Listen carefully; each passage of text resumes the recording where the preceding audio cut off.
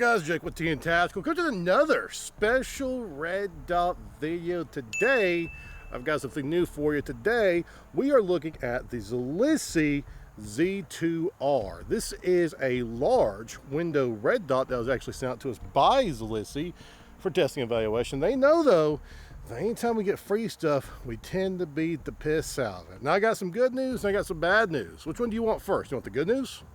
Or do you want the bad news first? Well, the bad news is, as you can see, I don't have this on my standard PSA dagger. Unfortunately, I bought a Delta Point Pro footprint on Amazon that was supposed to fit onto the PSA dagger slide directly, armored to Delta Point Pro. And unfortunately, it did not quite fit. We are having to run this on our Canik rival. Now, I've got like 4 Caniks. I could have picked any of them, but I really enjoy shooting this one. And you can see it fits there very nicely with this little footprint that comes with. See, the other footprint, unfortunately, did not rise enough to allow this to sit firmly. The police are upset about too. So because of that, I gotta be honest with you, I'm kind of poor. I can't really afford to drop this, or rather I really don't want to, because it's my nice competition Canik that I like to use from time to time. So we're not gonna actually do the Brick of Damnation. I know, that's disappointing. We'll do something else to kind of make up for that though, to give a similar hit factor. No pun intended. But regardless of that, we are going to go over all the specs for this particular red dot. We're going to properly zero it. Then we're going to beat the piss out of it to see if it holds that zero or survives for that matter. So, with all that being said, let's see how she does. All right, so go through all the specs and features of the Zulisy Z2-R. This is actually going to be, like I said, a Delta Point Pro footprint red dot. Double check that though, because again, like I said, I couldn't quite use a plate.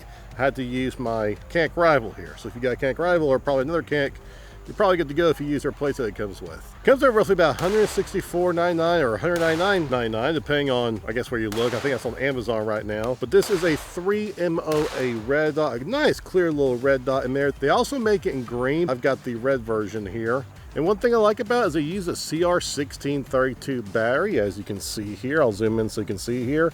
Just sits very nicely just right here in the side here. You just untwist that and put the battery in. And that battery actually gives you about 50,000 hours of battery life. Now, it does have shake awake technology, meaning that if you set this actually down on like a table or somewhere, then it will actually cut off after a few minutes until you come back and pick it back up.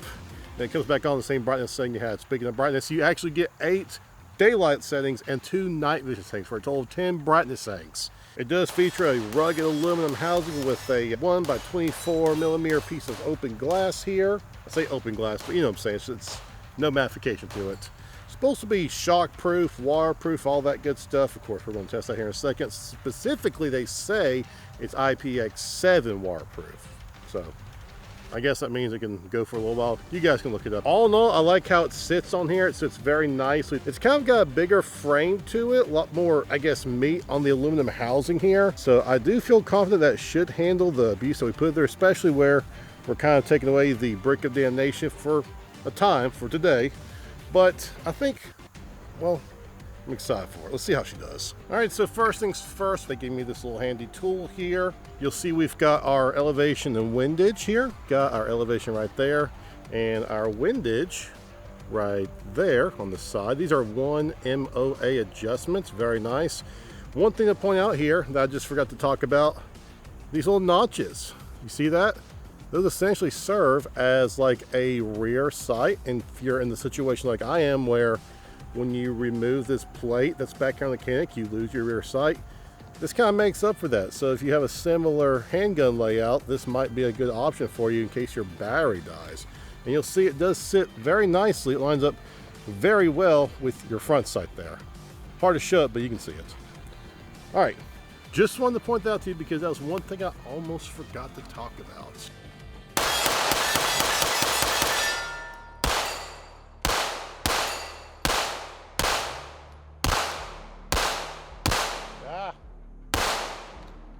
Got 2 of those placed 50 yards away. I kind of suck at long distance shooting. Behold, the Tree of Damnation. This is where red dots come to get beaten like a hammer hitting a nail against this tree. And the gun is extra hot because I just got done mag dumping a little bit for fun. Take a shot for every time I say mag dumping on the channel, so I'm told. Here we go.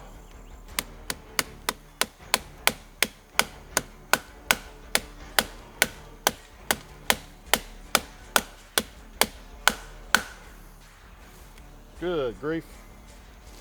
That's good though. Look.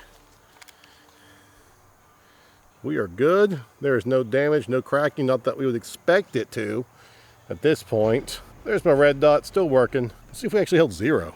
That's what's really important. All right, we are back out here, roughly about 25 yards, give or take-ish. Targets are all spray painted up.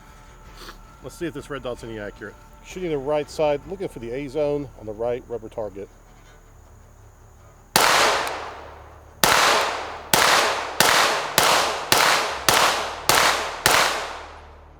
Not bad at all. Check this out. Pretty much where it's supposed to be, right there. Shot a little high on one round, but other than that, it's exactly where I zeroed out. All right, let's be a little safe-ish here on 10 Tactical. Make sure our gun is empty. By the way, we've got a new brick of damnation back there for whenever we get back to the regular scheduled programming. Here's what I'm thinking we do though. I've got these pieces here of these bricks. I'm gonna just take this and like hammer it directly onto the brick. Would that be okay with y'all? I'll try to do it about the same amount of force as when we drop tested from chest high. I just really don't want to damage the rifle here. Okay?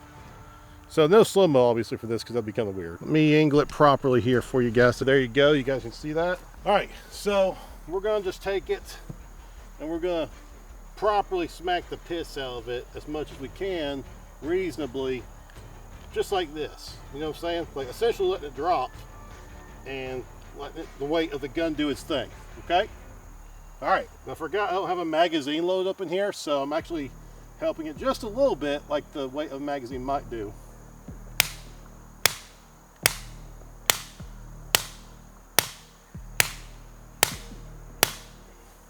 See what we got here? Here is the important part. As you can see, there is lots of damage there to the concrete, but for the most part, I think it's in good shape. What do you guys think? I think it looks great. Get on this side. Get on this side so you can see. Yeah, let's see if she held 0 here. All right, this time I've got my same magazine, 8 rounds left. We're going to use the left rubber target and see if it held 0. Same distance roughly too. Nope. Well, maybe.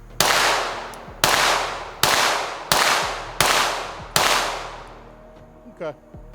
So I'll show you what we got. It's a little off. So as you guys might be able to see there, I've got zoomed in as much as possible. I don't feel like getting in those weeds because there might be like, I don't know, ticks or something. But there is my left rubber target. And you can see I was aiming for the top half of the A zone. The very first bullet that I said no on was on the very far left edge. As you can see that little black spot there, the spot that's like, well, I can't even show you guys really.